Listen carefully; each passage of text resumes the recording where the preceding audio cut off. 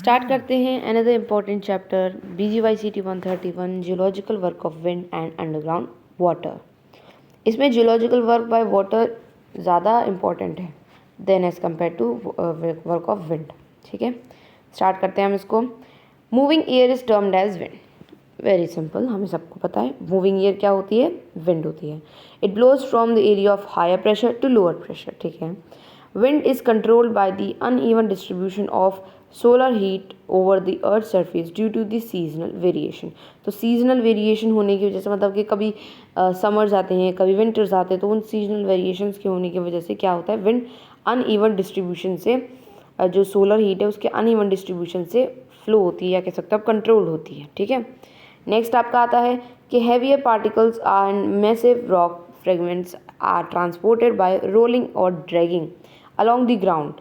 This is called traction. ये मैंने आपको पिछली वीडियो में भी एक्सप्लेन किया था कि जो वो बेड लोड जो था, बेड लोड जब रोल कर रहा था तो हैवी लोड जब रोल करके जा रहे थे उसको क्या कहते हैं, ट्रैक्शन। तो वही सेम डेफिनेशन यहाँ पर भी है। आगे बढ़ते हैं हम। Processes involve in the wind erosion. अब कौन कौन से प्रोसेसेस विंड इरोजन में इन्वॉल्व होते हैं? विंड इरोजन को हम और क्या कहते हैं, एओलियन या फिर ईओलियन इरोजन। अब इसमें पहले प्रोसेस है डिफ्लेशन। इसमें क्या आता है आपका, it involves the picking up, removal and the blowing away of the loose rock fragments from one place to another। Simple erosion आता है इसमें, जो लूज फ्रेगमेंट की जो छोटे छोटे पार्टिकल्स हैं, लाइटर पार्टिकल्स हैं, उनको इरोड करना या फिर कह सकते हैं वन प्लेस से दूसरी प्लेस ट्रांसपोर्ट करना या ब्लोन अवे हो जाना ड्यू टू द विंड। फिर आता है abrasion.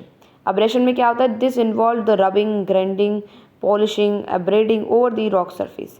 It is the process in this individual grains may shed off some of their weight and shape, thus attaining more roundness on grinding of their angularity।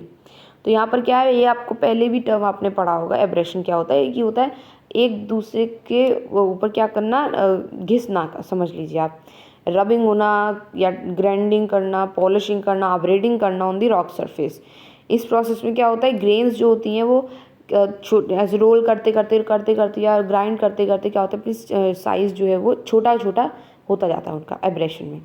फिर आता है आर्टरेशन। आर्टरेशन का क्या मतलब होता है, it is the term which refers to wear and tear of load sediments due to the mutual interaction during the process of transportation.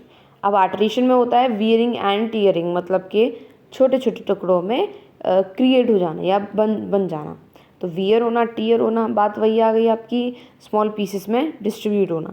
तो जो लोड सेडिमेंट्स है उनका वियरिंग एंड टीयरिंग होना due to the mutual impact of the in the process of transportation.